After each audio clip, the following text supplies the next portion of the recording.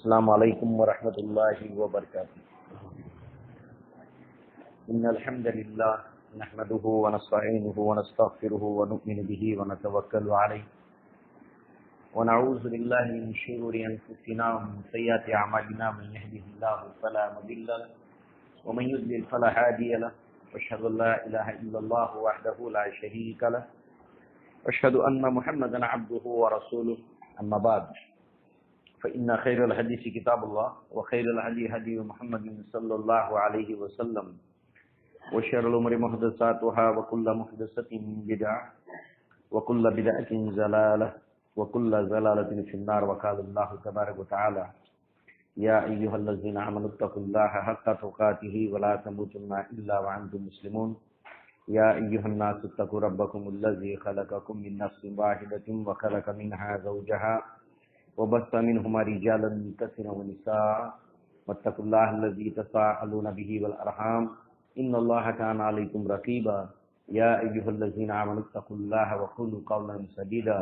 يصلح لكم أعمالكم ويغفر لكم ذنوبكم ومن يطع الله ورسوله فقد فاز فوزا عظيما، وقال الله تبارك وتعالى بسم الله الرحمن الرحيم والذين جاءوا من بعدهم يقولون ربنا اغفر لنا ولإخواننا الذين سبقونا بالإيمان ولا تجعل في قلوبنا غلا للذين آمنوا ربنا إنك رؤوف رحيم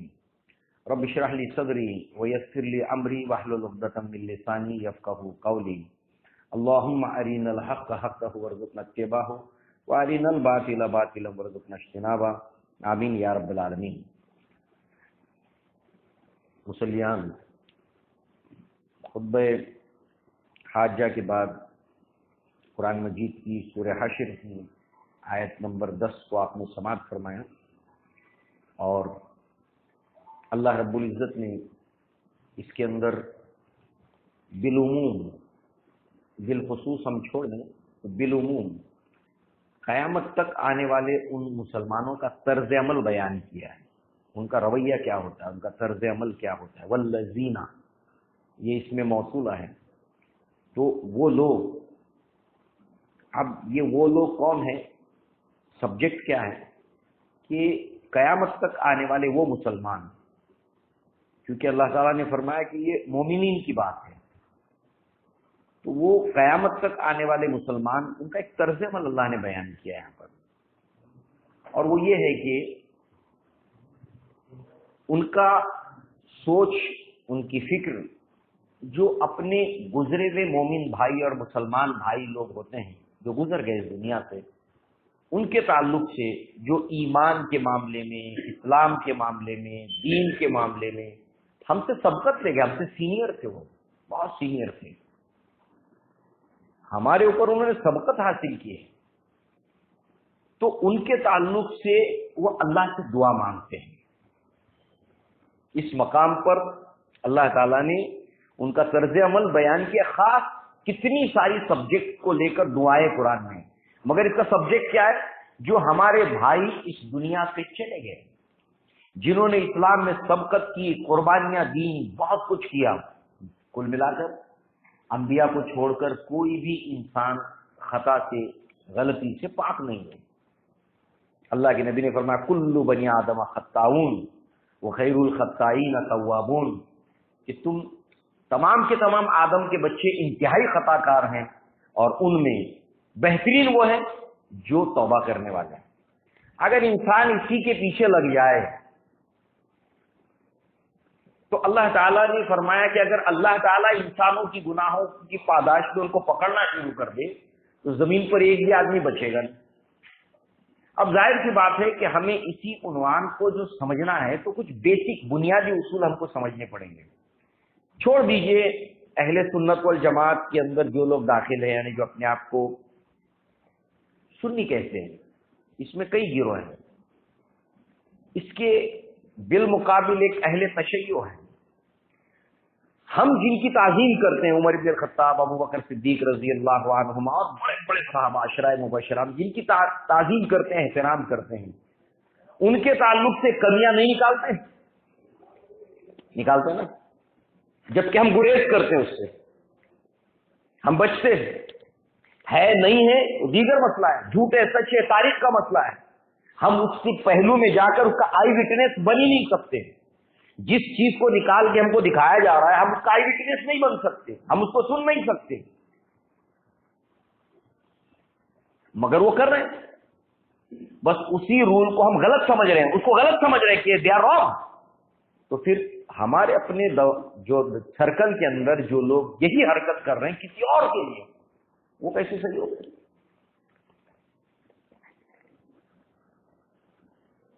یہ سمجھنے کی ضرورت ہے. تو طرز عمل ہونا کیا چاہیے جو اللہ تعالیٰ نے سورہ حشر میں بیان کیا کہ وہ لوگ اللہ سے دعا کرتے ہیں جو ایمان میں سبقت لے گئے. اب اس سبقت لے جانے والوں کو اور تھوڑا ہم پیچھے لے جاتے ہیں نبی کے زمانے میں. خود نبی کے زمانے میں ہم جاتے ہیں تو نبی کے زمانے میں جب مکہ فتح ہو گیا، اور مکہ فتح ہوا ہے 8 ہجری کے اندر، اور 13 سال پہلے مدینہ کے اندر جو ہے وہ جب مدنی زندگی میں 8ویں سال کے اندر مکہ فتح ہوا ہجری اعتبار سے، ہجرت کے 8ویں سال میں. اس سے پہلے 13 سال ہے، 13 اور 8 21 سال. 21 سال 20 سال گزر جانے کے بعد مکہ فتح ہوا، اور 20 سال کے بعد جب مکہ فتح ہو گیا تو بہت سے لوگ اس کے بعد ایمان لائے، یعنی نبی کی وفات سے جسٹ 2 سال پہلے. تو اللہ تعالیٰ نے سورہ حدید کے اندر فرمایا کہ جو لوگ فتح سے پہلے ایمان لائیں گے، عمل صالح کریں گے، وہ ان کے جیسے نہیں ہو سکتے جو فتح سے پہلے ایمان لائیں. تو یہ فضیلت اللہ تعالیٰ نے بعض کو بعض پر دی ہے. تمام صحابہ کے اوپر ابوبکر صدیق کو فضیلت حاصل ہے. ابوبکر صدیق رضی اللہ عنہ کے بعد عمر بن الخطاب کو حاصل ہے. عمر بن الخطاب رضی اللہ عنہ کے بعد عثمان بن عفان کو حاصل ہے. عثمان بن عفان رضی اللہ عنہ کے بعد علی بن ابی طالب کو فضیلت حاصل ہے. عشرہ مبشرہ کو فضیلت حاصل ہے. بدری صحابہ کو فضیلت حاصل ہے. صلح حدیبیہ میں شریک 1400 صحابہ کو فضیلت حاصل ہے. جو مکہ فتح ہوتے وقت نبی کے ساتھ تھے ان کو فضیلت حاصل ہے. تو یہ فضیلت قرآن اور احادیث میں موجود ہے صحابہ کی درجہ بدرجہ، جیسے اللہ نے نبیوں کو بعض پر فضیلت دی ہے، جس کا تیسرا پارہ شروع ہوتا ہے تلک الرسل. یہاں سے انبیاء کو بعض کو اللہ نے فضیلت دی، اللہ کی سنت ہے. دنوں پر اللہ نے جمعہ کو فضیلت دی. تو یہ تمام فضیلتیں اپنی جگہ پر موجود ہیں، اور اللہ رب العزت نے وہاں پر فرمایا کہ جو فتح سے پہلے لائیں گے وہ فتح کے بعد لانے والوں کی طرح نہیں. نبی صلی اللہ علیہ وسلم نے فرمایا تم میں سے کوئی شخص اگر احد پہاڑ کے جتنا بھی سونا خرچ کر دے گا تو بھی وہ ان لوگوں کی مانند نہیں ہو سکتا جو فتح سے پہلے ایمان لائے، مکہ فتح ہونے سے پہلے. ایسے کچھ بیسک رولز دھیان میں ہمارے ہونے چاہیے. ساتھ ہی ساتھ وہ لوگ گزر گئے، پھر ان کے اندر تمام صالحین نیک مومنین ہیں. پھر یہ دور جاتا ہے تبا تابعین تک، یعنی درجہ بدرجہ فضیلت کی طرف بڑھنے لگتا ہے ہمارے زمانے سے. پھر تابعین تک جاتا ہے، پھر صحابہ کرام تک جاتا ہے. اس طریقے سے تو جو گزر گئے ان کے تعلق سے وہ دعا کرتے ہیں کہ اے ہمارے رب، کہ جو لوگ ہمارے بھائی ہم سے پہلے گزر چکے ہیں اور وہ ہم پر ایمان میں سبقت لا چکے ہیں، سبقونا بالایمان، تو ان کے تعلق سے ہمارے دل کے اندر ولا تجعل فی قلوبنا غل، ہمارے دلوں میں غل، کوئی ناراضگی، کوئی ان کے تعلق سے کدورت ہمارے دل میں پیدا نہ فرما. غلا للذین آمنوا ربنا انک رؤوف رحیم، اور اے ہمارے رب بے شک تو رؤوف ہے اور رحیم ہے. یہ ہے طرز عمل جو یہاں بیان ہوا، جو ہم سے پہلے گزر چکے ہیں، ایمان میں اسلام میں ہم سے سبقت لے جا چکے ہیں. اسی طریقے سے یہاں پر ایک روایت ہے عائشہ صدیقہ رضی اللہ عنہا سے. عائشہ صدیقہ رضی اللہ عنہا فرماتی ہیں کہ امرتم بالاستغفار لاصحاب محمد صلی اللہ علیہ وسلم فسببتمهم، سمعت نبیکم یقول لا تذهبوا هذه الامه حتى يلعن آخرها اولها.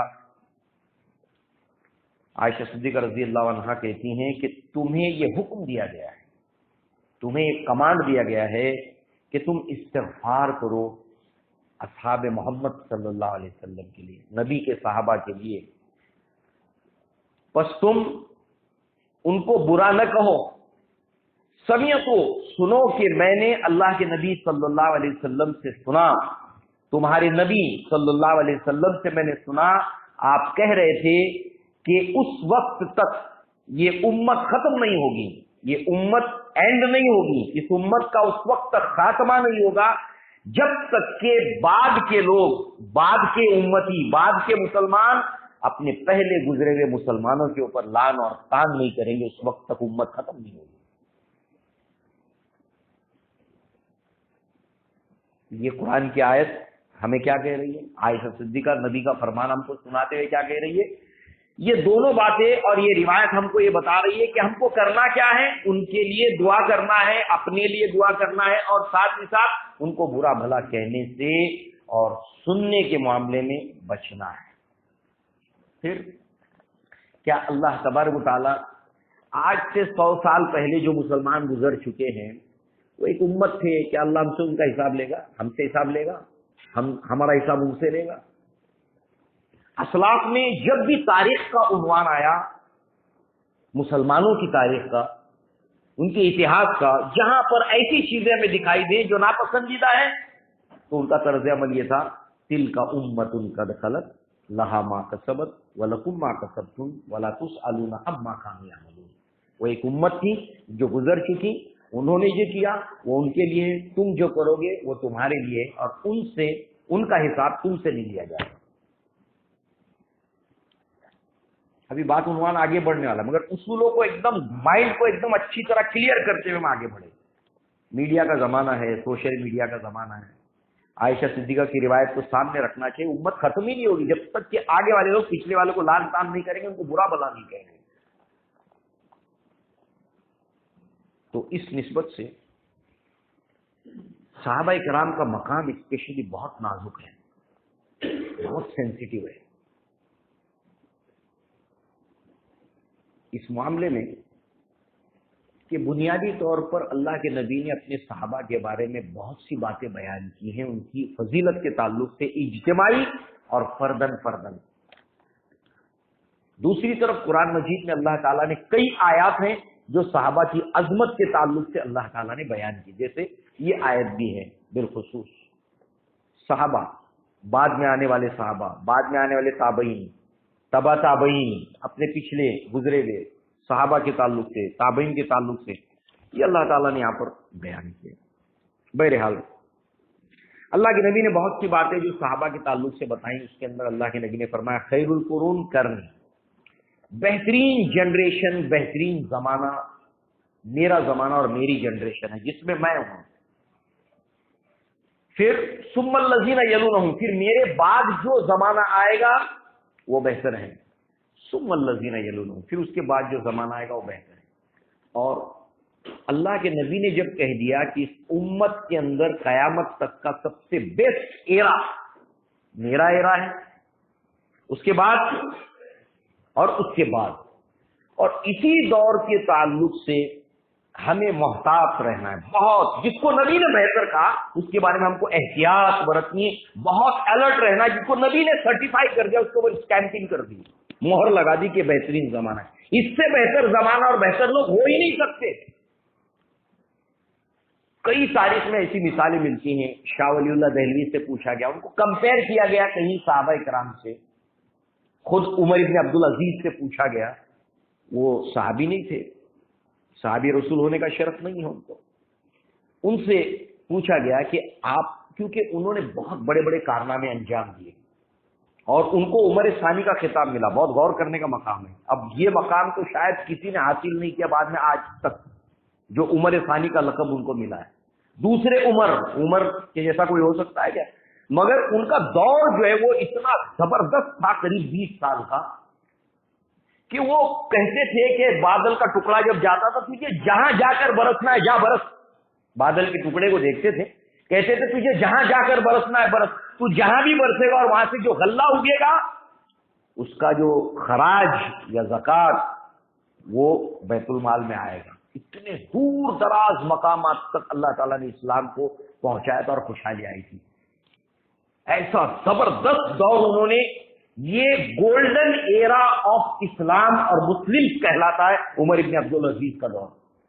ان سے پوچھا جا رہا ہے کہ اتنا عالی شان جو ہے اسلام کا معاملہ اللہ تعالیٰ نے آپ کے ذریعے سے کیا ہے، تو آپ بہتر ہو یا امیر معاویہ بہتر ہیں رضی اللہ عنہ؟ کہا کہ امیر معاویہ رضی اللہ عنہ۔ عمر بن عبدالعزیز کہتے ہیں امیر معاویہ رضی اللہ عنہ جس گھوڑے کے اوپر بیٹھ کر اللہ کی راہ میں جہاد کرتے تھے تو اس گھوڑے کی ناک میں جو دھول بیٹھتی تھی میں اس کے برابر بھی نہیں ہوں۔ یہ سوچتے کیا آج کے لوگ جو ہے وہ بچے نوجوان نیٹ اور سیٹ کے اوپر یہاں وہاں جاتے ہیں، سوشل میڈیا کے اوپر جاتے ہیں، اور کیسی کیسی باتیں چلتی ہیں، اور یہ ساری چیزوں کا لحاظ نہ رکھتے ہوئے جو ہے وہ کہاں سے کہاں زبانیں دراز ہوتی ہیں، اور اس قرب قیامت کی نشانیوں کے سچ ہونے کے اوپر وہ مہر لگا دیتے ہیں کہ قیامت اور یہ امت اس وقت تک ختم نہیں ہوگی جب تک کہ پہلے کے لوگوں کو برا بھلا نہیں کہیں گے لوگ۔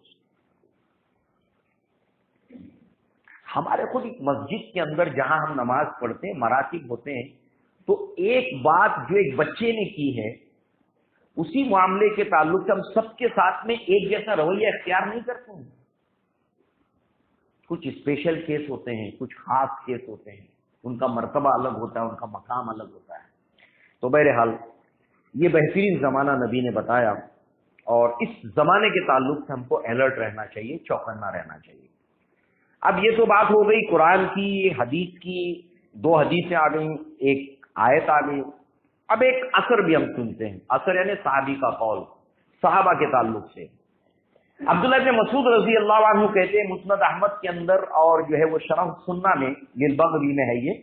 ان اللہ نظر فی قلوب العباد فوجد قلب محمد صلی اللہ علیہ وسلم خیرا فاصطفاه لنفسه وبرسالته ثم نظر في قلوب العباد بعد قلب محمد صلی اللہ علیہ وسلم فوجد قلب اصحاب خیر القلوب العباد فجعلهم وزراء نبی۔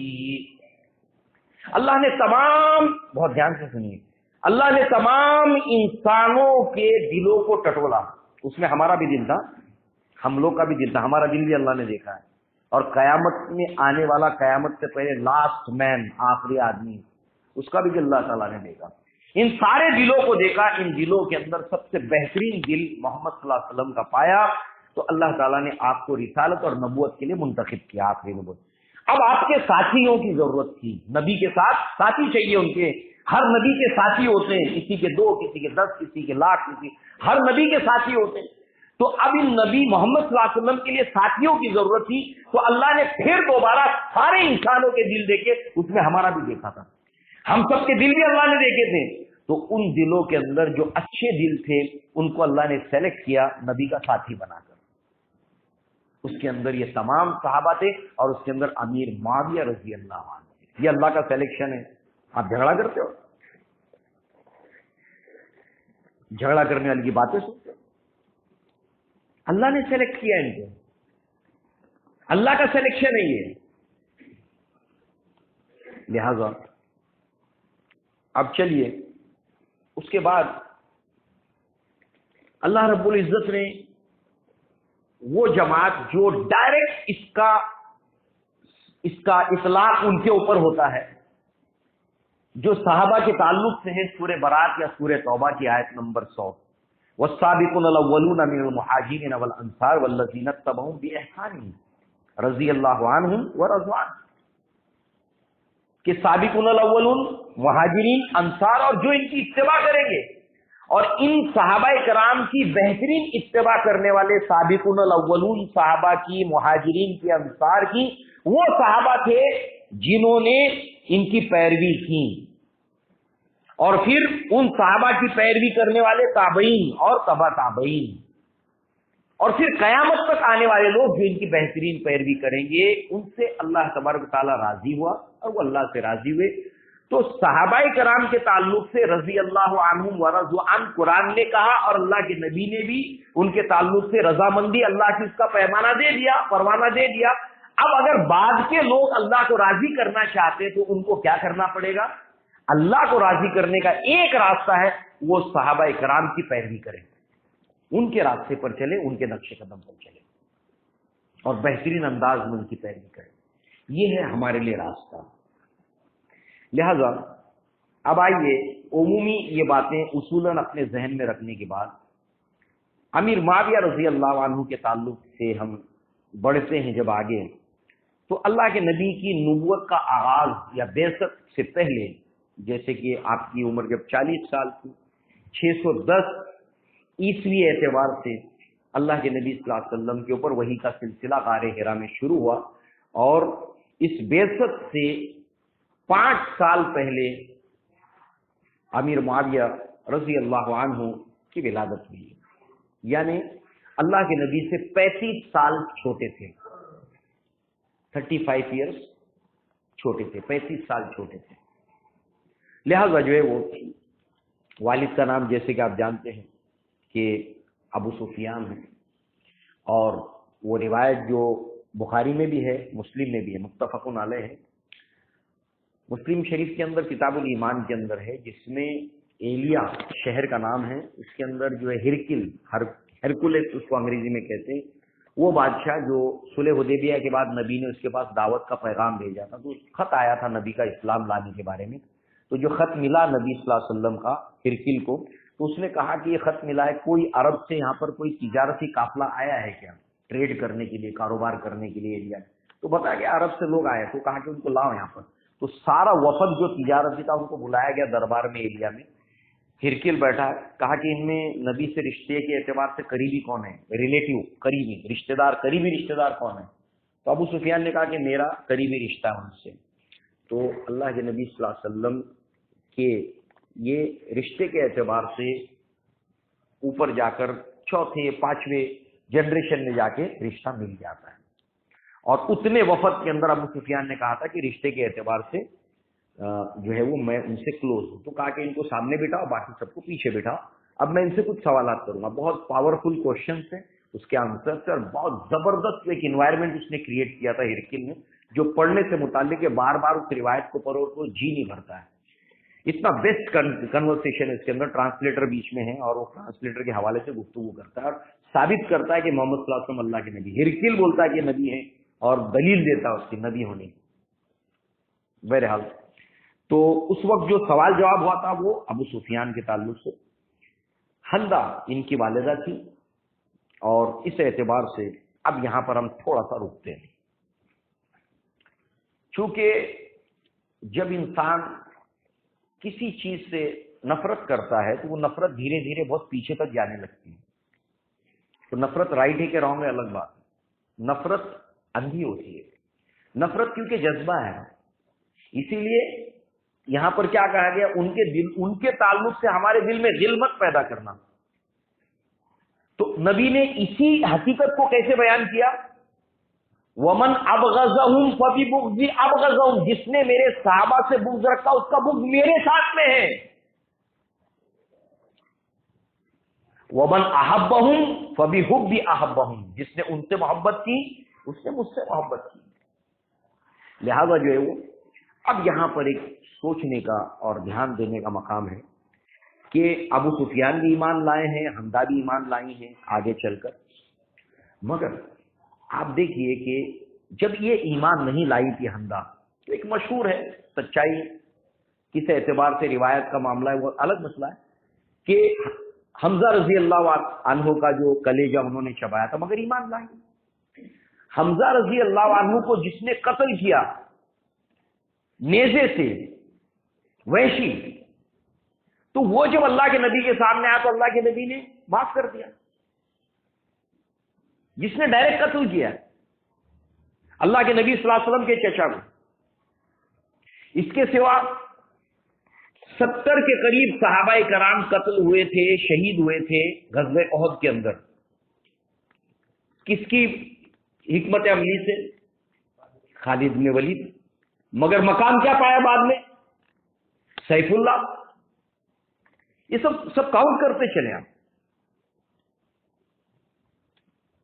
امیر معاویہ کا ریکارڈ آپ اٹھا کر دیکھیں گے تو آپ اسلام کے خلاف ایک بھی غزوے کے اندر شریک نہیں ہیں۔ فتح مکہ کے آگے پیچھے ایمان لائے ہیں، مگر غزوہ بدر ہوئی ہو، غزوہ احد ہوئی ہو، غزوہ احزاب ہوئی، کسی میں شریک نہیں ہے اسلام کے اگینسٹ کے اندر۔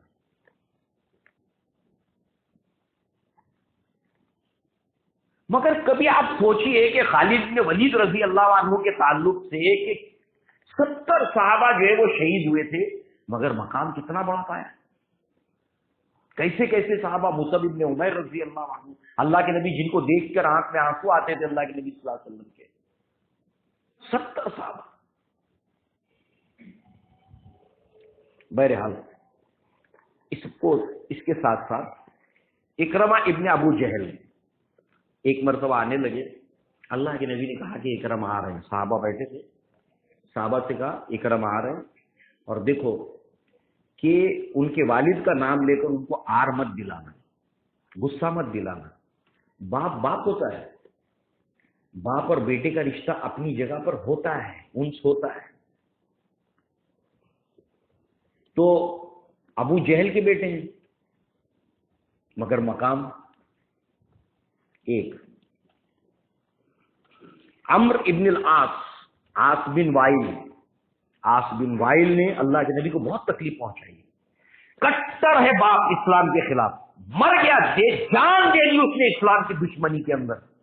हद दर्जे इस्लाम के खिलाफ और नफरत, नबी से नफरत। अबू जहल हो, एक आस इब्न वाइल हो। आस इब्न वाइल का मामला है, अल्लाह के नबी को कितना तंग किया है, मगर जब उनके बेटे अम्र इब्न आस रजी अल्लाह अन्हु जब मदीना में आए सुलह हुदैबिया के बाद, और खालिद बिन वलीद सामने बैठे हैं मदीना में, चल के आए हैं, उनके पीछे अम्र इब्न आस बैठे हैं इस्लाम लाने के लिए। तो खालिद बिन वलीद की बात हो गई, इस्लाम लाए, उसके बाद अम्र इब्न आस आते हैं, मुस्लिम शरीफ में रिवायत है और मुफस्सल किस्सा है। जब उनका आखिरी वक्त आता है तो लोग उनसे मिलने के लिए आते हैं अम्र इब्न आस से, उस वक्त का वो किस्सा, उसमें का एक ये पीस है। तो उसमें जो है वो अल्लाह के नबी के पास आते हैं और कहते हैं अल्लाह के नबी सल्लल्लाहु अलैहि वसल्लम आप अपना हाथ आगे कीजिए, मैं इस्लाम कबूल करना चाहता हूँ। अल्लाह के नबी ने हाथ आगे बढ़ाया तो इन्होंने अपना हाथ पीछे खींच लिया। तो कहा कि क्या हो गया अमर, आप तुमने हाथ क्यों पीछे खींचा? कहा अल्लाह के रसूल सल्लल्लाहु अलैहि वसल्लम मैं एक शर्त करना चाहता हूँ, एक अहद करना चाहता हूँ। कहा क्या? कहा कि अल्लाह के नबी अब तक जो मुझसे गुनाह हुए हैं, ये कौन है अम्र इब्न आस पता है? जब हिजरत हबशा हुई थी तो कुरैश ने इनको रिप्रेजेंटेटिव बना के एक वफद रवाना किया था कि हबशा के बादशाह के पास, नज्जाशी के पास जाओ और ये सारे जो सहाबा गए उनको वापस लेकर आओ। ये गिफ्ट्स वगैरह लेकर गए थे। ऐसा जबरदस्त कन्वर्सेशन सहाबा के खिलाफ किया है अम्र इब्न आस ने, ईमान नहीं लाए थे उस वक्त, नाकाम लौटना पड़ा। तो कहते हैं कि अब तक मैंने जितना सहाबा के खिलाफ, इस्लाम के खिलाफ, मोमिनीन के खिलाफ काम किया वो सब के सब मुझे उसकी इस तक माफी मिल जाए। तो इस पर जो है वो अल्लाह के नबी सल्लल्लाहु अलैहि वसल्लम ने फरमाया कि ऐ अम्र, अमा अलिमता या अम्र अन्नल इस्लाम यहदिमु मन कान मा काना कबलहु, क्या तुम्हें नहीं मालूम कि इस्लाम लाने से पहले जो भी इंसान कितना भी बड़ा गुनाह करे, सब अल्लाह ताला इस्लाम की बरकत से, लाने की बरकत से सब माफ कर देता है। व इन्नल हिजरता तहदिमु मा काना कबलहा, क्या तुम नहीं जानते कि जब हिजरत करता है कोई इंसान अल्लाह की राह में तो अल्लाह उसके पिछले तमाम छोटे बड़े गुनाह सब माफ कर देता है। वान्नल हज्जा यहदिमा मा काना कबलहु, और हज जब इंसान करता है और उसको जब अल्लाह कबूलियत का शर्फ अता करता है तो पिछले सारे गुनाह उसके माफ हो जाते हैं। क्या तुम नहीं जानते? ये हो गया अम्र इब्न आस बिन वाइल के बेटे। अब्दुल्ला इब्न उबई रईसुल मुनाफिक मदीना का, उनके बेटे सादिकुल मोमिन अब्दुल्ला इब्न उबई कि अपने बाप के रास्ते में खड़े हो जाते तलवार सूट करके, जब तक कि अल्लाह के नबी इजाजत नहीं देंगे तुम अंदर नहीं आ सकते। तो एक लंबी फहरिस्त है, और यहां पर तो आप देखिए कि अबू जहल और इकरमा इब्न अबू जहल वाला मामला नहीं है, यहां पर आस इब्न वाइल और अम्र इब्न आस वाला मामला नहीं है, वलीद इब्न मुगीरा और खालिद इब्न वलीद वाला मामला नहीं है। अबू सुफियान अल्लाह के नबी के सहाबी हैं और ससुर हैं, हंदा सहाबिया हैं, अल्लाह के नबी की सास हैं, और मुआविया रज़ी अल्लाह अन्हु अल्लाह के नबी के साले हैं और मोमिन हैं। वालिदैन भी ईमान लाए हैं, एक वक्त के बाद खुद भी ईमान लाए हैं, और आपकी बहन उम्मे हबीबा अल्लाह के नबी सल्लल्लाहु अलैहि वसल्लम की ज़ौजियत के अंदर है। थोड़ा सा तकाबुल कीजिए, आप पूरा तकाबुल कीजिए, पैमाना बराबर रखिए, इस्लाम के उसूलों को समझने की कोशिश कीजिए, जानने की कोशिश करें, हमारे भाइयों को समझाएं, उन्हें इल्म हासिल करने के लिए कहें, इल्म में गहराई लाने की कोशिश करें। ये क्लिप्स देखकर یہ آدھے گھنٹے کے 1.5 گھنٹے کے ویڈیو دیکھ کر ایک رائے قائم کرنا، یہ اپنے لیے ایک بہت بڑا چیلنج پیدا کرنا ہے اس دنیا اور آخرت کے اندر۔ اور اللہ کے نبی نے فرمایا من سکت سلیم و من سلم نجا، جس نے سکوت اختیار کیا اس نے سلامتی پائی، اور جس نے سلامتی پائی اس نے نجات پائی۔ لہذا یہ سب باتیں جب سارے اینگل سے ہم سامنے رکھتے ہیں تو بات کلیئر ہوتی چلی جاتی ہے۔ لہذا اللہ تبارک و تعالیٰ نے جو ان کا ایمان لانے کا معاملہ ہے، جیسے کہ ہم نے دیکھا کہ لگ بھگ 8 ہجری میں مکہ فتح ہوا ہے، اور اسی وقت جو ہے وہ آپ ایمان لائے ہیں، تب قاتل ابن اسد ہیں، اس وقت آپ اسلام لائے ہیں، ایمان لائے ہیں۔ لہذا جو ہے وہ اللہ تبارک و تعالیٰ نے جہاں پر عمومی طور پر صحابہ کرام کے فضائل کا ذکر کیا ہے، اللہ کے نبی نے عمومی طور پر صحابہ فضائل کا ذکر کیا ہے، ایسے ہی بالخصوص تمام صحابہ کا جو نبی صلی اللہ علیہ وسلم نے فضائل بیان کیے، اس میں امیر معاویہ کے فضائل بھی بیان کیے رضی اللہ عنہ۔ اللہ کے نبی صلی اللہ علیہ وسلم انہ قال فی معاویہ اللہم اجعلہ ہادیا مہدیا واہدہ واہدی بہ۔ البانی رحمہ اللہ اس کو سلسلۃ الصحیحہ میں لائے ہیں، اس روایت کو صحیح قرار دیا ہے، جو بخاری میں فی تاریخ میں ہے، تاریخ کے اس میں ہے، اور ترمذی میں ابن اسعد میں ہے، اور یہ تمام روایتوں کو سلسلۃ الصحیحہ میں لائے ہیں اس کے حوالے سے، اور اس کو صحیح قرار دیا ہے۔ اللہ کے نبی نے دعا دی ہے امیر معاویہ رضی اللہ عنہ۔ اللہ کے نبی نے عمومی طور پر امت کے لیے بہت سی دعائیں کی، خصوصی طور پر جنرلی صحابہ کو دعائیں کی، اور ان میں اگر اللہ کے نبی نے اسپیسیفک کسی ایک صحابی کو کوئی دعا کی تو وہ فضیلت کوئی پا سکتا ہے کیا؟ کس کے بارے میں سوچ رہے ہو، کس کے بارے میں بول رہے ہو جس کو نبی نے دعا دی؟ اے اللہ تو اس کو ہدایت یافتہ بنا دے، اور اس کو ہدایت کی طرف بلانے والا بنا دے، اور اس کو تو ہدایت دے، اور اس کو ہدایت کا ذریعہ بنا دے، سورس آف ہدایت، ذریعہ بنا دے ہدایت کا۔ کیا خیال ہے؟ اللہ کے نبی صلی اللہ علیہ وسلم نے آپ کے لیے دعا مانگی، اللہ رب العزت نے آپ کی دعا کو قبول کیا۔ اس حدیث کو بنیاد بناتے ہوئے کوئی انسان اس تاریخ کا مطالعہ کرے کہ کتنے لوگ یہاں سے پیچھے سے شروع کریں کہ اسلام میں داخل ہوئے آپ کے 20 سالہ دور کے اندر، اسلام کے ہدایت میں اور اسلام میں آنے کا ذریعہ بنا یہ 20 سال کا دور، اسلام کا سنہرا دور۔ کتنے لوگ ہیں اس کا صحیح تعداد اللہ تعالیٰ کو ہی معلوم ہے۔ نبی صلی اللہ علیہ وسلم کی دعا ہے آپ کے لیے، یہ آپ کے فضائل کے اندر ہے۔ پھر یہ ہے کہ آپ کاتب وحی ہیں۔ جب آپ اسلام لائے تھے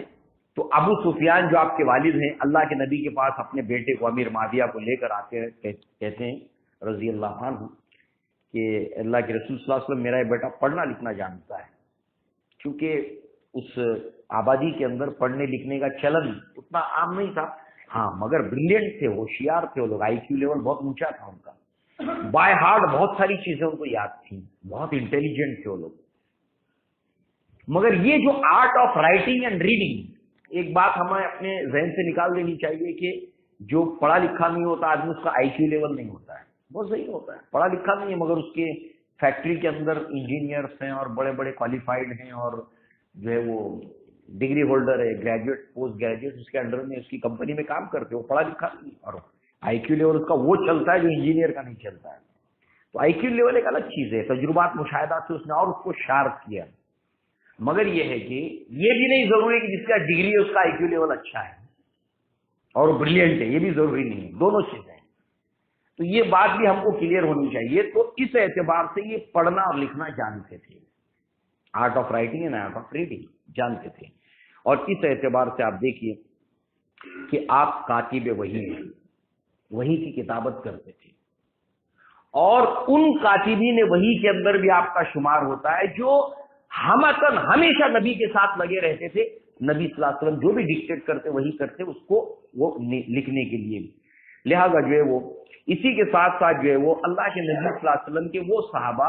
جو خاص طور سے اللہ کے نبی سے کچھ نوٹ کرنے کے اوپر نبی صلی اللہ علیہ وسلم نے ان کو مامور کیا تھا، ذمہ داری دی تھی. یہاں وہاں سے جو خطوط آتے تھے، خطوط بھیجنے ہوتے تھے، خطوط آتے تھے، تو یہ جو مراسلات، مکتوبات، لیٹرز آتے جاتے تھے، اس کی نگرانی کے اوپر جن صحابہ کو مامور کیا تھا اللہ کے نبی صلی اللہ علیہ وسلم نے، لیٹر بھیجنا ہے، لیٹر آیا ہے، اس کو پڑھنا، سمجھنا، سمجھانا، ان ساری چیزوں کو لے کر 3 صحابہ کا نام ہم کو ملتا ہے. ایک زید بن ثابت رضی اللہ عنہ، اس کے بعد میں معاویہ رضی اللہ عنہ. یہ صحابہ بھی ان خاص صحابہ میں شامل ہے جن سے اللہ کے نبی صلی اللہ علیہ وسلم خطوط ارسال کرتے تھے، اور ان کو یہ ذمہ داری اللہ کے نبی صلی اللہ علیہ وسلم نے دی تھی. اور اسی نسبت سے آپ دیکھیے مفتی حرمین شریفین شیخ عبداللہ تبری جو ہے وہ انہوں نے کہا کہ 13 ایسے صحابہ ہیں جو بہت کثرت سے نبی کے ساتھ وحی لکھنے کے لیے لگے رہتے تھے. ان 13 میں سے ایک امیر معاویہ رضی اللہ عنہ. اسی طریقے سے یہ اسلاف نے، علماء نے بتایا کہ یہ آپ کے امانت داری کی دلیل ہے، کیونکہ اللہ کے نبی کے فرمان اور وحی کو محفوظ کرنا، تو یہ اللہ تعالیٰ نے جب یہ قرآن مجید کے اندر آیت نازل کی، انا نحن نزلنا الذکر و انا لہ لحافظون، کہ ہم نے اس ذکر کو بے شک نازل کیا ہے اور ہم ہی اس کی حفاظت کریں گے، تو اس حفاظت کے لیے اللہ نے کچھ اسباب پیدا کیے. اذا اراد اللہ شیئا حین اسبابہ، جب اللہ کسی چیز کا ارادہ کرتا ہے تو اس کے لیے ریزنز پیدا کرتا ہے. تو یہ وہی محفوظ ہو گئی. تو اس کے اندر اللہ نے جو اسباب پیدا کیے، ان اسباب میں سے ایک سبب کاتبین وحی ہے، اور ان کاتبین وحی کے اندر امیر معاویہ رضی اللہ عنہ ہے. اور اللہ اگر کسی کو سلیکٹ کر لے، اس وحی کی حفاظت کی لیے سبب بنا دے، تو اس کے اندر امانت داری کا ہونا ضروری ہے. اس کی دلیل کیا ہے؟ اس کی دلیل یہ ہے کہ اس کے اندر جو ہے وہ خزیمہ بن ثابت رضی اللہ عنہ ایک صحابی رسول ہیں جن کو اکیلے کو یہ شرف حاصل تھا، ذو شہادتین، 2 شہادت والے. اس لیے کہ مومن اور مسلمان ہیں تو 2 مسلمانوں کی شہادت قبول ہوتی ہے، ایک کی نہیں، 2 ہونے چاہیے. مگر پوری امت کے اندر صرف ایک صحابی رسول، ایک مومن ایسا ہے کہ جس کی اکیلے کی گواہی 2 مرد مومن کے برابر ہے. یہ نبی کی طرف سے آپ کو فضیلت تھی. ہوا کیا تھا؟ گھوڑے کا سودا تھا. گھوڑے کے سودے کے اندر جو ہے مسئلہ آگے بڑھ گیا، اور اللہ کے نبی صلی اللہ علیہ وسلم نے جس بدو کے ساتھ سودا کیا تھا، اس وقت اللہ کے نبی اور بدو کے ساتھ علاوہ تیسرا کوئی آدمی نہیں تھا جو گواہ بنتا.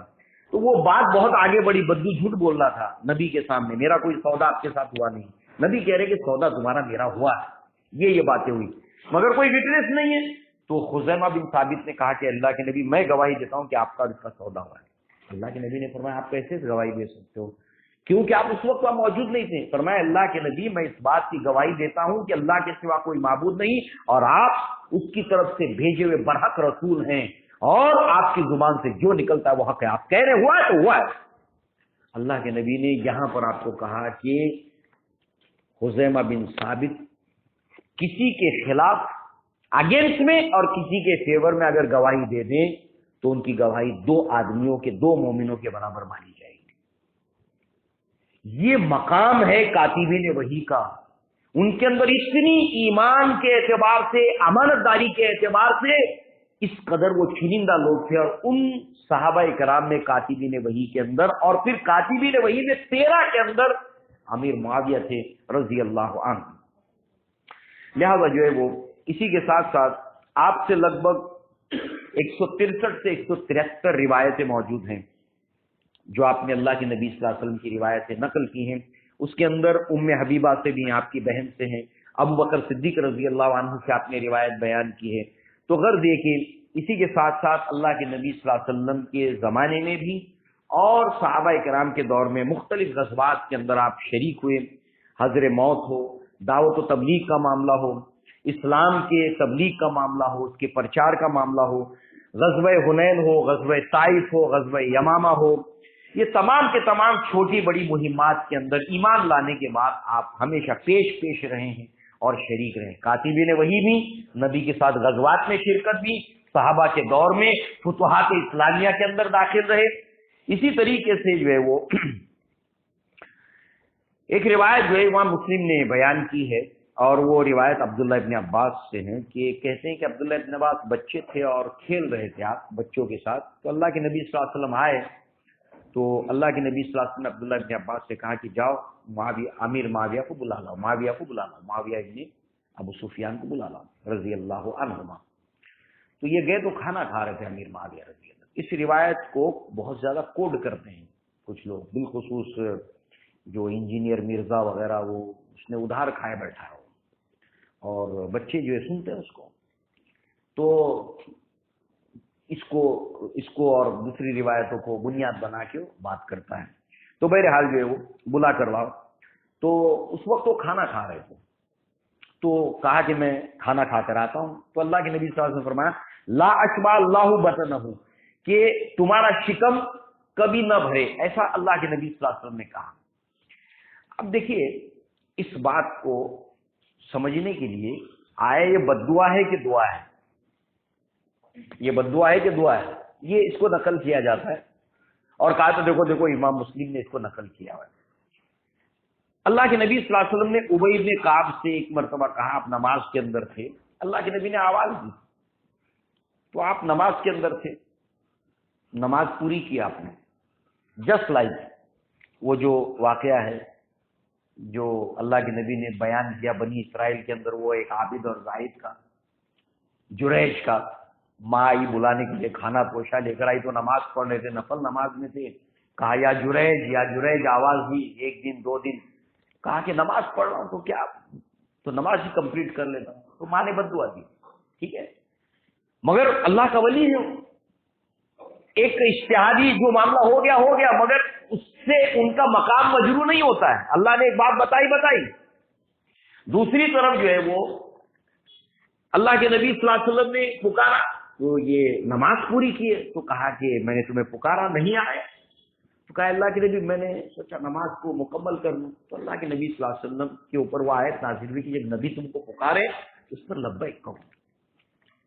تو ظاہر سی بات ہے کہ یہاں پر ہم دیکھیں تو اس کو سمجھنے کی ضرورت ہے اس کے پورے کنٹراسٹ کے اندر۔ یہ نہیں ہے کہ آدمی ایک بات سنا اور وہ کوا کان لے کے بھاگا، کوا کان لے کے بھاگا، نہیں، ذرا دیکھو تو صحیح کان جگہ پہ ہے کہ نہیں، پوری بات سمجھو، اس کا ریفرنس ٹو کانٹیکٹ سمجھو، پورے ماحول کے اندر بات کو دیکھو، اس کے بعد بات کرو۔ لہذا جو ہے وہ علماء نے اس حدیث کو بیان کر کے اس کی شرح کے اندر بتایا یہ دراصل امیر معاویہ رضی اللہ عنہ کے لیے اللہ کے نبی صلی اللہ علیہ وسلم کی دعا ہے، اور ایسے ایونٹس، یہ دوسرا ایونٹ صرف مثال کے طور پر میں نے یہ دوسرا ایونٹ سنا ہے کہ ایسے واقعات ہوئے ہیں، کئی اسباب کی بنا پر ایک صحابی رسول گھر میں سے باہر ہی نہیں نکلے، اللہ کے نبی نے پوچھا کیا بات ہے، وہ دکھائی نہیں دیتے، نہیں آ رہے، تو کہا اللہ کے نبی یہ جو آیت نازل ہوئی ہے یا ایھا الذین آمنوا لا ترفعوا اصواتکم فوق صوت النبی، بخاری کے اندر روایت ہے، کتاب التفسیر کے اندر سورہ حجرات کی آیت کے حوالے سے، تو ان کی آواز چونکہ بھاری ہے، پہاڑی ہے، تو وہ آپ کے سامنے آواز بلند ہوتی تو وہ نہیں آ رہے ڈر کے مارے، تو اللہ کے نبی صلی اللہ علیہ وسلم کو بلایا کہ یہ وہ بات نہیں ہے۔ تو غرض یہ کہ یہاں پر اللہ کے نبی صلی اللہ علیہ وسلم کے اس تعلق سے اللہ کے نبی صلی اللہ علیہ وسلم کی ایک حدیث ہے جس میں اللہ کے نبی صلی اللہ علیہ وسلم نے، اور اس کو باب کیا قائم کیا امام مسلم نے، اس حدیث کو لا کر باب کیا قائم کیا ہے کہ اس باب میں بتایا کہ یہ بد دعا نہیں، یہ دعا ہے، من لعنہ النبی صلی اللہ علیہ وسلم، اگر اللہ کے نبی صلی اللہ علیہ وسلم، چونکہ اس زمانے میں لوگ تھے ایسے، تو اگر اللہ کے نبی کسی کے بارے میں کچھ برا بھی کہتے ہیں، او سب بہو، اس کو برا بھی کہتے ہیں، او دعا ہو علیہ ولیسا ہوا اہلن، کہ وہ اس کے حق میں وہ دعا ہے۔ اور اس طریقے سے اللہ کے نبی صلی اللہ علیہ وسلم کی اس تعلق سے مستقل ایک روایت ہے کہ اللہ کے نبی صلی اللہ علیہ وسلم نے اللہ تعالیٰ سے دعا مانگی کہ اللہ تبارک تعالیٰ کہ کنت اصلی فدعانی النبی صلی اللہ علیہ وسلم، یہ تو ابی بن کعب کا معاملہ ہے، تو اللہ کے نبی صلی اللہ علیہ وسلم نے یہ دعا مانگی، سیرت اعلام النبلہ میں یہ دعا ہے، یہ واقعہ ہے کہ اللہ تعالیٰ میں جس کو برا کہوں یا کسی کے حق میں کوئی بات جو ہے وہ میں کہوں تو تو اس کے حق میں میرے لیے اس کے لیے رحمت بنا دے، اس کے لیے، یہ اللہ کے نبی کی دعا ہے۔ تو اس اعتبار سے اگر کوئی اس ڈائمینشن سے بھی جانے کی کوشش کرتا ہے تو اللہ کے نبی صلی اللہ علیہ وسلم کی اس کے لیے دعا ہے، آخرت میں اس کے لیے اجر و ثواب کا ذریعہ بنے گی، اللہ کے نبی نے اگر کسی سے کوئی ناراضگی کا اظہار کیا، اگر کوئی استدلال کر کے یہی نتیجہ نکالنے پر آمادہ ہے تو اللہ کے نبی صلی اللہ علیہ وسلم نے فرمایا کہ آخرت میں اس کے لیے اجر اور ثواب کا ذریعہ بنے گی۔ کیوں؟ آپ دیکھیے اللہ کے نبی صلی اللہ علیہ وسلم اگر کوئی ایسا کرتا ہے تو استدلال نکالتا ہے تو اس کی کراس ہم جو ہے وہ کاؤنٹر آرگیومنٹ ہم کر رہے کہ تو جیسے فار سیک آف آرگیومنٹ، ہماری یہ سوچ نہیں ہے، تمہارے اعتبار سے اگر تم اس طریقے کا آرگیومنٹ لاتے ہو تو for the sake of argument کے لیے چلو اس بات کو ہم ایسی طریقے سے لیتے ہیں۔ تو لہذا جو ہے وہ آپ دیکھیے کہ اللہ کے نبی صلی اللہ علیہ وسلم نے یہ جو کہیں باتیں یہ ان کے حق میں جو ہے وہ دعا ہے، اللہ کے نبی صلی اللہ علیہ وسلم نے فرمایا۔ لہذا اسی کے ساتھ ساتھ جو ہے وہ اللہ کے نبی صلی اللہ علیہ وسلم کے صحابہ کے معاملے میں، وہ نبی کا معاملہ تھا، صحابہ کا معاملہ تھا۔ ہم 1500 سال بعد یہاں پر اس وقت موجود ہیں، آج سے 100 سال کے بعد ہم لوگ زمین پہ نہیں رہیں گے، ہم لوگ بھی اتہاس بن جائیں گے، ایک سلسلہ وہاں پر شروع ہو جائے گا، اللہ ہمارے اوپر رحم فرمائے، اللہ ہماری عافیت فرمائے۔ تو لہذا جو ہے وہ اس دور کے اندر وہ دور تھا نبی کا، صحابہ کا، انہیں صحابی رسول ہونے کا شرف حاصل ہے۔ بہت سے ایسے واقعات ہیں کہ اس کے باوجود بھی اللہ تعالیٰ ان کی مغفرت کر چکا ہے، ان کو رضی اللہ عنہم ورضوا عنہ کا سرٹیفکیٹ مل چکا ہے۔ تو اس اعتبار سے کوئی بھی قیامت تک آنے والا انسان اس کا مقام اور مرتبہ ہرگز ہرگز ہرگز نہیں پا سکتا۔ دوسری مثال میں آپ کو دوں کہ اگر اللہ کے نبی نے کسی صحابی سے ناراضگی کا اظہار بھی کیا ہے، اس کی ایک لسٹ ہے، اس کی ایک فہرست ہے۔ پھر صحابہ کے درمیان ناچاتیاں، اس کی ایک فہرست ہے، جس کو مشاجرات صحابہ کا سبجیکٹ کہا جاتا ہے، مگر اس سے آپ جو چاہے دلیل نہیں لے سکتے، جس کو اہل تشیع لیتے ہیں وہ نہیں لے سکتے آپ۔ جنگ جمل ہے، جنگ صفین ہے، سب کچھ ہے، مگر اس کے ساتھ ساتھ وہاں پر عبداللہ ابن سبا، یہود کی، مجوسیوں کی کانسپیریسیاں ساتھ ساتھ چل رہی ہیں، اور وہی تھی تو اللہ تعالیٰ ہر سازش کو بے نقاب کر دیتا تھا، مگر وہی کے سلسلہ بند ہونے کے بعد کبھی دشمن کی سازش کامیاب ہو سکتی ہے۔ تو لہذا جو ہے وہ اب دوسری مثال دیکھیے، ناراضگی کس سے ہوتی ہے؟ قرآن مجید کے اندر سورہ برات کے اندر اور دیگر سورتوں میں کئی واقعات ہیں کہ منافقین آتے تھے مدینہ کے اندر، کہتے تھے تبوک کے وقت میں مجھے تھوڑا سا بچہ بیمار ہو گیا، یہ ہو گیا، نبی صلی اللہ علیہ وسلم نے چلنے کے لیے کہا، مال خرچ کرنے کے لیے کہا، تو پیچھے بھاگتے تھے، بہانے کرتے تھے، منافقین بہانے کر کر کے بھاگ جاتے تھے، تو اللہ کے نبی ان کو چھوڑ دیتے تھے کہ جاؤ۔ مگر غزوہ تبوک کے وقت میں پورے رجسٹر کے اوپر نام مینٹین ہوئے تھے کہ کون کون نہیں آیا، کون کون آیا ہے۔ اس وقت نبی نے کمپلسری کیا تھا تبوک میں چلنے کو، کیونکہ رومن امپائر تھے، بدر میں کمپلسری نہیں تھا، احد میں کمپلسری نہیں تھا، احزاب میں کمپلسری، تبوک میں نبی نے کہا ہر ایک کو چلنا ہے۔ اور اس وقت کچھ صحابہ کرام پیچھے رہ گئے تھے کچھ سوچ کر، جیسے ایک صحابی رسول ہیں، وہ یہ سوچ کر رہے گے کہ نبی تو سب کے ساتھ جا رہے ہیں، 30,000 قریب صحابہ آپ کے ساتھ ہیں، تو لشکر پڑاؤ کرے گا، تو پڑاؤ کرنے سے لے کر دوبارہ اٹھنے تک 3-4 گھنٹے جائیں گے، پھر وہ آہستہ آہستہ چلے گا، تو میں اکیلا آدمی ہوں، اسپیڈ میں چلوں گا۔ آپ کو اکیلے کو وکرول اسٹیشن جانا ہے، آپ جلدی پہنچتے، پوری فیملی کو لے کے جانا ہے، ارے تالا بند کیا کیا، لائٹ بند کی کیا، پنکھا بند ہو گیا کیا، سب دیکھو، سب ٹھیک ٹھاک کرو، سب نکلتے، رکشہ ڈھونڈتے، تو کتنا ٹائم جاتا ہے وکرولی اسٹیشن پہنچنے میں، اکیلا جلدی پہنچ جاتا، تو میں اکیلا بعد میں نکلوں گا اور اس جگہ پہ ان کو پا لوں گا۔ پھر ایسا کرتے کرتے اتنا ڈیلے ہوتا ہے کہ وہ سوچتے ہیں میں کتنا بھی تیز چلوں واپس نہیں آتا۔ اللہ کے نبی تبوک سے جب واپس آئے تو ایسے صحابہ کے اندر کعب ابن مالک، مرارہ بن ربی، ہلالہ بن امیہ اور دیگر 7 صحابہ تھے جو نیک نیتی کے ساتھ جانا چاہتے تھے، شامل نہیں ہو سکے، تو اللہ کے نبی نے ان کا بائیکاٹ کیا، مقاطع کیا۔ دیکھیے ان صحابہ کرام کا نبی نے مقاطع کیا قریب 40 دن تک، اور منافقین آ کر قسمیں کھا رہے ہیں کہ اللہ کی قسم ایسا ہوتا، تو نبی چھوڑ دے رہے، کیوں پتا ہے؟ جب توقع ہی اڑ گئی غالب تو کیا کسی کا گلا کرے کوئی، ان سے کوئی امید نہیں ہے، ان کو لے جانا بھی بیکار ہے، وہاں پر جا کے کچھ ہنگامہ کریں گے، یہ بہانے بازی کر رہے ہیں۔ بھائی تم سے ایسی امید نہیں تھی، تم نے کیوں ایسا کیا، تم کیوں پیچھے رہ گئے؟ تو جس سے امید ہوتی ہے، توقع ہوتی ہے، اس سے ناراضگی ہوتی ہے۔ آپ کا دوست ہے، ایک آپ کا دشمن ہے، ایک ہی بلڈنگ میں رہتا ہے، اس سے کوئی امید نہیں ہے تو آپ ٹھیک ہے، اس سے کوئی اتنا دل میں نہیں رکھتا، مگر یار تم نے ایسا کیوں کیا، میں نے تم سے امید نہیں رکھی تھی۔ یہ جذبات کو سمجھنے کی ضرورت ہے۔ تو اگر اللہ کے نبی نے کسی سے ناراضگی کا اظہار بھی کیا ہے تو وہ اس کے حق میں دعا بھی ہے، اس کے حق میں خیر بھی ہے، اور اللہ کے نبی ان سے یہ توقع رکھتے تھے کہ یہ اللہ تعالیٰ کے دین کے سچے سپاہی ہیں۔ تو لہذا جو ہے وہ اس طریقے سے، اب یہ تو ان کے اپنے رشتے ہیں، اللہ کے نبی نے امت کو ان کے بارے میں کیا کہا؟ اللہ کے نبی صلی اللہ علیہ وسلم فرمایا اللہ اللہ فی اصحابی لا تتخذهم غرضا من بعدی فمن احبهم فبحب احبهم ومن ابغضهم فببغض ابغضهم ومن عذاهم فقد عذا اللہ ومن عذا اللہ فیوشک ان یاخذه۔ ترمذی کے اندر یہ روایت ہے، اللہ کے نبی صلی اللہ علیہ وسلم نے فرمایا کہ اللہ میرے صحابہ کے معاملے میں ڈرو، اللہ تعالیٰ سے ڈرو، جس کسی نے ان سے محبت رکھی اس نے مجھ سے محبت رکھی، اور جس نے ان سے بغض رکھا اس کا بغض مجھ سے ہے، اور اس نے گویا مجھے ایذا پہنچائی اور اس نے اللہ کو ایذا پہنچائی۔ یہ ہمارے لیے تو تمام صحابہ، چاہے ایک دن کے لیے اللہ کے نبی سے ملا ہے کوئی صحابی رسول، اور ایک دن اللہ کے نبی کو اپنی آنکھوں سے دیکھا، ایمان لایا، ایمان کی حالت میں فوت ہوا، ایک ہی دن دیکھا ہے، اس کا وہ مقام ہے جو قیامت تک آنے والے غیر صحابی کو مقام نہیں مل سکتا۔ امیر معاویہ نے تو 2 سال سے زیادہ نبی کے ساتھ وقت گزارا، خلفائے راشدین کے دور کے اندر رہے، ایک طویل عرصہ خلفائے، جو اللہ نے بہترین دور بتایا اللہ کے نبی نے، اس دور کے اندر آپ نے اپنا وقت گزارا۔ لہذا جو ہے وہ اسی کے ساتھ ساتھ اللہ کے نبی صلی اللہ علیہ وسلم کے بعد آپ ابو بکر صدیق کے دور خلافت کے اندر 2.25 سال کا عرصہ آپ نے اسلام کے اندر اچھی خدمات دی، اسلام کے فروغ میں آپ کا رول رہا۔ ابو بکر صدیق کے زمانے میں کچھ فتنے اٹھے تھے، ایک مرتدین کا فتنہ،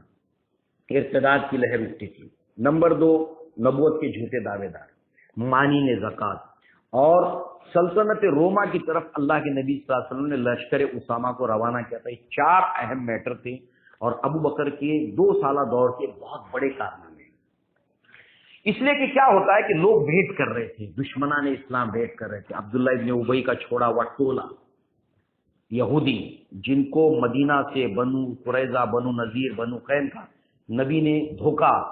میثاق کے مدینہ کی خلاف ورزی کرنے کی وجہ سے ان کو مدینہ سے باہر نکال دیا، یہ خیبر میں گئے، ادھر جا کے بھی چپ نہیں بیٹھے، ادھر جا کے اکٹھ کیا، سارے قریش کو ملایا، سارے دشمنان اسلام کو ملایا، اور پھر دوبارہ جو ہے وہ اسلام کے خلاف وہ لوگ کرنے لگے۔ تو لہذا غزوہ خیبر ہوا، وہاں سے بھی وہ لوگ نکلے، پھر جا کر شام کے اندر بس گئے، اور پھر رومیوں کے ساتھ مل کر ساز بات کر کے اسلام کے خلاف کام کرنے لگے۔ تو لہذا جو ہے وہ آپ دیکھیے یہ ساری طاقتیں جو جھوٹے نبوت کے دعوے دار ہیں، یہودی ہے، منافقین ہیں، یہ سب کے سب نبی صلی اللہ علیہ وسلم کے بعد ویٹ کر رہے تھے۔ اس کے لیے ایک مثال آپ کو سامنے رکھنی پڑے گی۔ غزوہ احد کے اندر ابو سفیان نے اعلان کیا کہ تمہارے درمیان محمد صلی اللہ علیہ وسلم ہیں۔ اللہ کے نبی نے صحابہ اکرام سے کہا کہ کوئی جواب مت دو، نبی موجود تھے، کہا خاموش رہو، کوئی جواب نہیں دینا ابو سفیان کا۔ پھر آواز لگائی کہ تمہارے درمیان ابو بکر صدیق ہے رضی اللہ عنہ، اللہ کے نبی نے فرمایا خاموش ہے۔ پھر کہا عمر بن الخطاب ہے رضی اللہ عنہ، اللہ کے نبی نے فرمایا خاموش رہے، کوئی جواب نہیں۔ پھر نعرہ لگایا ہبل کی جے ہو، یہ پہلے کا واقعہ احد کا، ہبل کی جے ہو۔ تب اللہ کے نبی صلی اللہ علیہ وسلم نے فرمایا عمر تم نعرہ لگاؤ، آواز لگاؤ، اللہ مولانا ولا مولا لکم، اللہ ہمارا مولا ہے، تمہارے لیے کوئی مولا نہیں ہے۔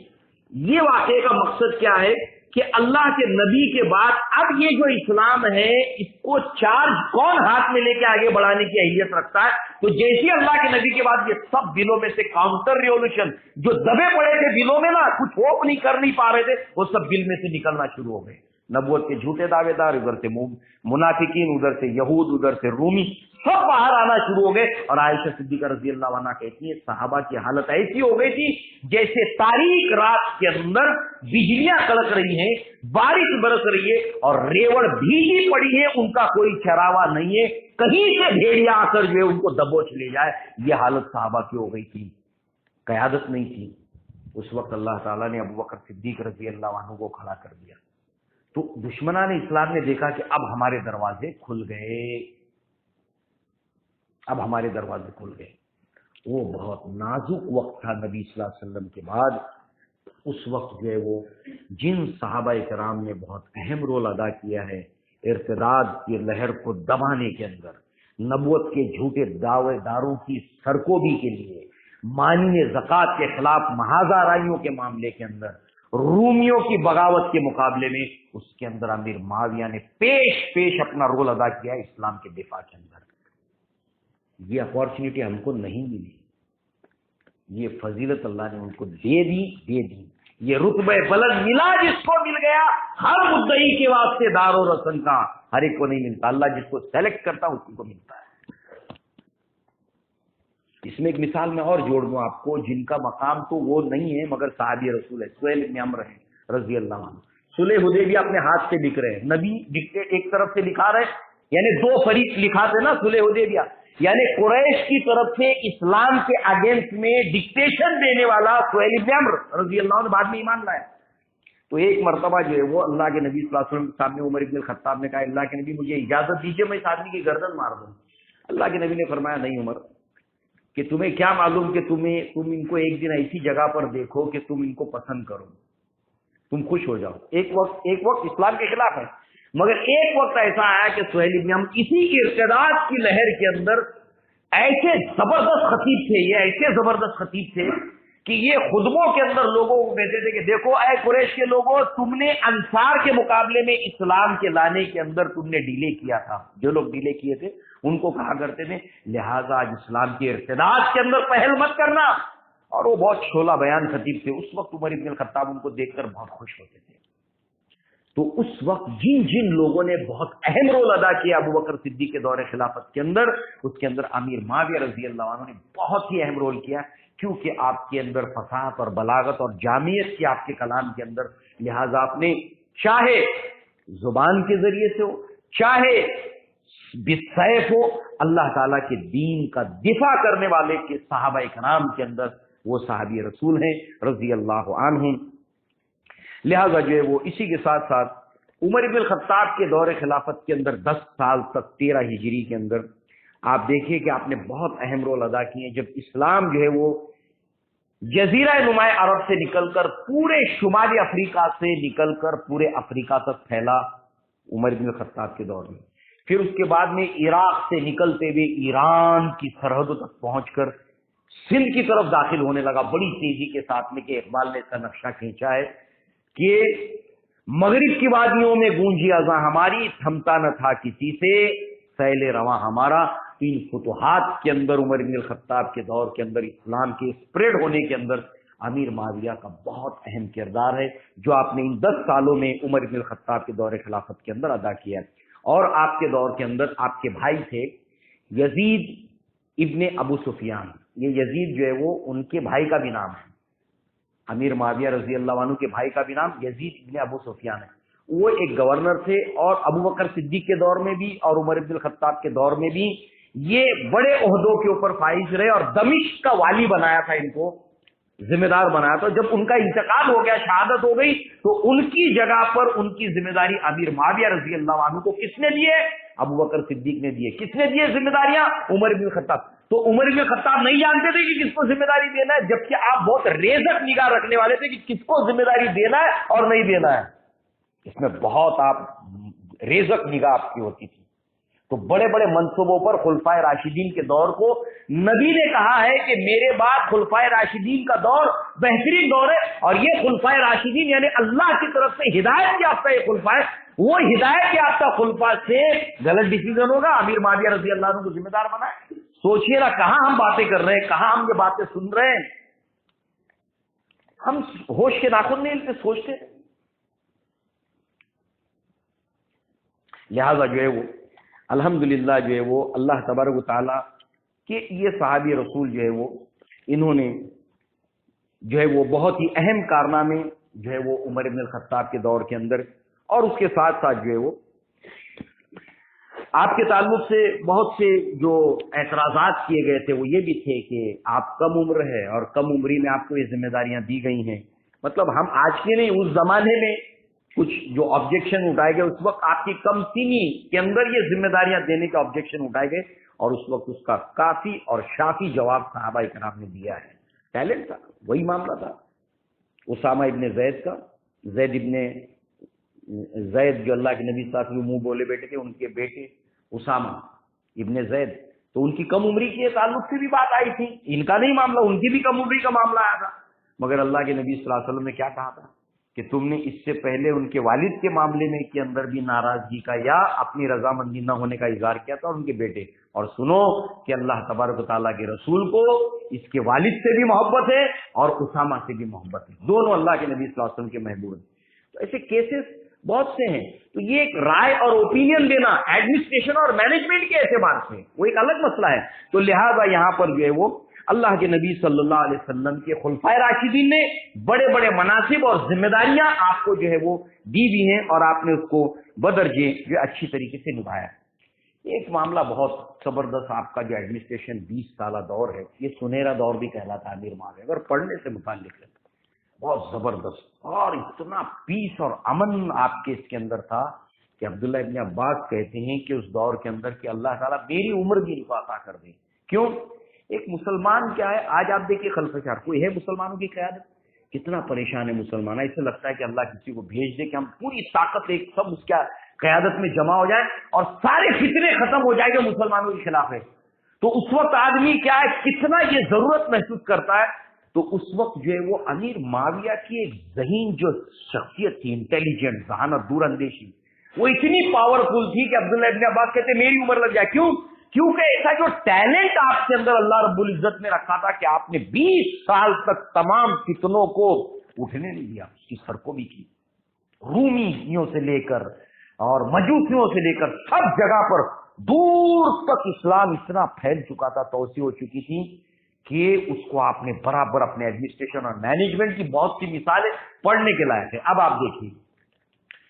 عمر ابن الخطاب کے دور کے اندر عمر ابن الخطاب جو ہے وہ شام کی طرف تشریف لاتے ہیں، اور اس وقت جو ہے وہ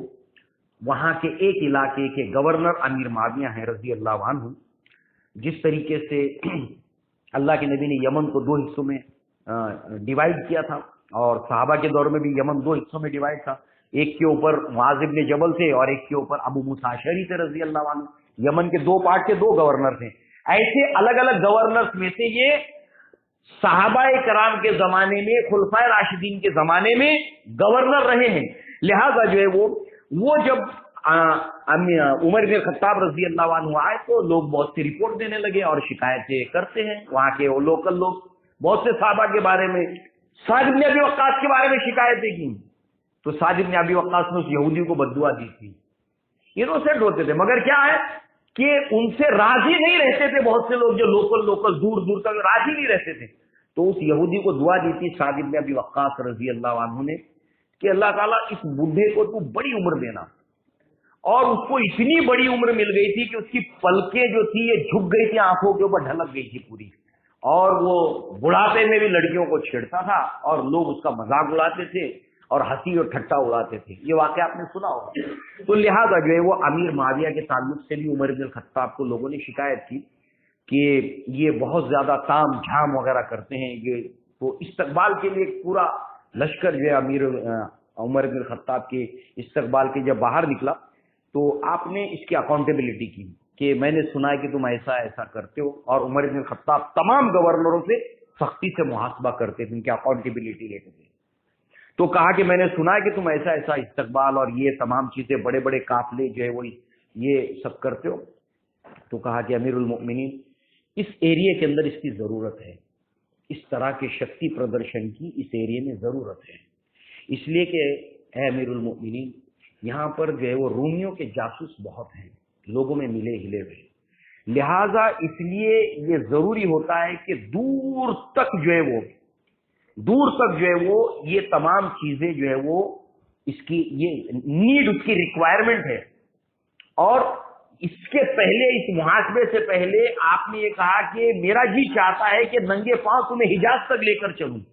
تو جب انہوں نے کہا کہ یہ ریکوائرمنٹ ہے اور رومیوں کے جاسوس اس سلطنت کے اندر پھیلے ہوئے، اس ریکوائرمنٹ کے تحت جو ہے وہ کہ کیا چل رہا ہے اسلام کے خلاف، اس لیے میں سب کرتا ہوں، پوری پالیسی بتائی کہ میں کیوں کرتا ہوں، इंटेलिजेंट बहुत थे, ज़हीन बहुत थे। तो उस वक्त जो है वो कहा, जब जाने लगे उमर इब्न खत्ताब के अमीरुल मोमिनीन है, जो मैं करता हूँ इसको छोड़ दूं? कहा कि नहीं, अगर तुमको मुनासिब लगता है तो तुम करो। अल्लाह अकबर। सोचिए, बहुत इंटेलिजेंट थे, इस्लाम को बहुत फायदा पहुंचाया। उस्मान इब्न अफ़्फ़ान के दौरे खिलाफत के अंदर मुसलमानों का कोई नेवी नहीं थी, बहरी बेड़ा नहीं था। क्योंकि बात बहुत तवील है, हम यहाँ पर आकर थोड़ा रुक जाते हैं। बहरी बेड़ा नहीं था, नेवी नहीं थी। जमीन के जरिए से इस्लाम तो यूरोप तक फैल चुका था, मगर रूमी जो नेवी के अंदर, समंदरी फौज के अंदर जैसे उनका दबदबा था दुनिया के अंदर, single one and only power Roman empire, समंदरों के ऊपर इनका मुकाबला कोई नहीं था। और उस वक्त उस्मान इब्न अफ़्फ़ान रज़ी अल्लाह अन्हु ने अमीर माविया को कहा, तुम्हें 1 साल की डेडलाइन है, डेडलाइन 1 साल की, 1 साल के अंदर अंदर मुसलमानों का बहरी बेड़ा तैयार करो। बहरे अरब के ऊपर बताते हैं कि करीब 1000 से कम बेश जहाज उस जमाने के बहरे अरब के ऊपर चलना शुरू हो गए थे, गश्त करना शुरू कर दिए थे। ये पहली इस्लाम की नेवी है और बहरी फौज है जो अमीर माविया ने तैयार किए। और अल्लाह के नबी ने इस्लाम का पहला बहरी बेड़ा उसको दुआएं दी थी, और ये पहला बहरी बेड़ा बनाने का शर्फ अमीर माविया रज़ी अल्लाह अन्हु को हासिल है। कहाँ है हम लोग? और अल्लाह के नबी ने वो पहला बहरी बेड़ा जो रोमियों के ऊपर हमलावर होगा, अल्लाह के नबी ने उसके मगफूर होने की बशारत दी थी। और उस्मान इब्न मज़ून की जो बीवी थी उम्मे हकीम, अगलबन उनका नाम था, उम्मे हराम या उम्मे हकीम उनको कहते हैं, तो उन्होंने अल्लाह के नबी से कहा था कि अल्लाह के नबी आप दुआ कीजिए कि मैं उस मगफूर लश्कर में शामिल रहूं। तो अल्लाह के नबी सल्लल्लाहु अलैहि वसल्लम ने फरमाया कि हाँ, तुम उसमें शामिल रहोगी। फिर एक दूसरे को अल्लाह के नबी ने दुआ की, तो उन्होंने कहा कि मुझे उसके लिए भी दुआ कीजिए। तो कहा तुम उस वक्त नहीं रहोगी। तो सहाबा किराम कहते कि पहले लश्कर के अंदर जब जहाज से सहाबा किराम उतर रहे थे बर के ऊपर, तो इनका पांव फिसल गया, गिर गई सर के बल, और वो फौत हो गई थी। नबी सल्लल्लाहु अलैहि वसल्लम उनके लिए दुआ की थी। तो पहला बहरी बेड़ा जो बनाने वाले थे अमीर माविया रज़ी अल्लाह अन्हु थे। इसके बाद में जो है वो अली इब्न अबी तालिब का 6 साल जो दौर है, उस्मान इब्न अफ़्फ़ान का 12 साल दौर के अंदर से 6 साल का दौर अमन व अमान का है। और बाद के 6 साल जो 12 साल में थे वो फितनों का दौर है। अब्दुल्ला इब्न उबई ने 3 सेंटर्स कायम किए थे, एक मिस्र के अंदर और एक इराक के अंदर। और इन सेंटर्स के जरिए से हज के मौसम में ये अपने कारिंदों को तैयार करके इसने भेजा, जिन्होंने उस्मान इब्न अफ़्फ़ान के दौर के 12वें साल के अंदर बलवा किया, और बलवा करके उस्मान इब्न अफ़्फ़ान की शहादत हुई थी। 6 साल का दौर फितने फसाद को निपटाने में गया। उसके बाद का दौर जो अली इब्न अबी तालिब का करीब 4 साल के से कुछ जायद का दौर है, वो टोटल फितनों ही की नजर रहा है, और उसकी सरकोबी में अली इब्न अबी तालिब का पूरा दौर गुजर गया है। अबू बकर सिद्दीक, उमर इब्न खत्ताब 10 साल, 12 साल उस्मान इब्न अफ़्फ़ान, और ये बाद के 4 साल फितनों के अंदर गया। फिर उसके बाद में हमको पता है कि अली इब्न अबी तालिब रज़ी अल्लाह अन्हु के बाद अल्लाह के नबी ने एक पेशन गोई की थी अपने नवासे के ताल्लुक से हसन रज़ी अल्लाह अन्हु। अली इब्न अबी तालिब के बाद के दौर के अंदर अल्लाह के नबी की गोद में थे हसन रज़ी अल्लाह अन्हु। जब छोटे थे तो अल्लाह के नबी कभी हसन रज़ी अल्लाह अन्हु को देखते थे, कभी सहाबा को देखते थे, कभी हसन रज़ी अल्लाह अन्हु को देखते थे, कभी सहाबा को, और कहते थे कि एक दिन ऐसा आएगा कि अल्लाह ताला मेरे इस नवासे के जरिए से, मेरे इस बेटे के जरिए से मेरी उम्मत के अंदर इत्तेहाद और इत्तेफाक कायम कर देगा और इख्तिलाफ उनका दूर हो जाएगा। एक जो खलफशार अली इब्न अबी तालिब के ऑलरेडी क्रिएट कर चुके थे, कितना खलफशार था। जंगे जमल हो गई है, जंगे सिफ़ीन हो गई है, खलफशार का दौर है। और इस दौर के अंदर जब चारों तरफ खलफशार फैला हुआ है, ऐसे खलफशार के अंदर हसन रज़ी अल्लाह अन्हु जो है वो अपने आप को दस्तबरदार कर देते हैं, और तमाम मुसलमान इत्तेफाक कर लेते हैं अमीर माविया रज़ी अल्लाह अन्हु के ऊपर। इसको आमतुल मुस्लिमीन का साल कहा गया, यानी मुसलमानों के इत्तेहाद का साल कहा गया। उसके बाद जो इस्टेब्लिशमेंट हुआ है, इस्तेहकाम हुआ है, और अमीर माविया को जो अल्लाह ने सलाहियतें दी थी, 20 साल का गोल्डन एज है, 20 साल का दौर है। लिहाजा जो है वो इस एतबार से आपकी जो सीरत के अंदर जो आपके कारनामे हैं وہ آج کے نوجوانوں کے لیے بہت بڑا نمونہ ہے. کیوں؟ اس لیے کہ ان کی کم عمری کے اوپر آبجیکشن اٹھایا گیا تھا. آپ دیکھیے Muhammad Ibn Qasim at the age of 16 سال کی عمر میں بڑے بڑے کارنامے انجام دیے تھے. آج ہم کو گریجویشن کی ڈگری لیتے لیتے 21-20 سال ہو جاتے ہیں، اور 16 سال میں محمد ابن قاسم نے فتح کیا تھا ہند کو ایٹ دا ایج آف 16.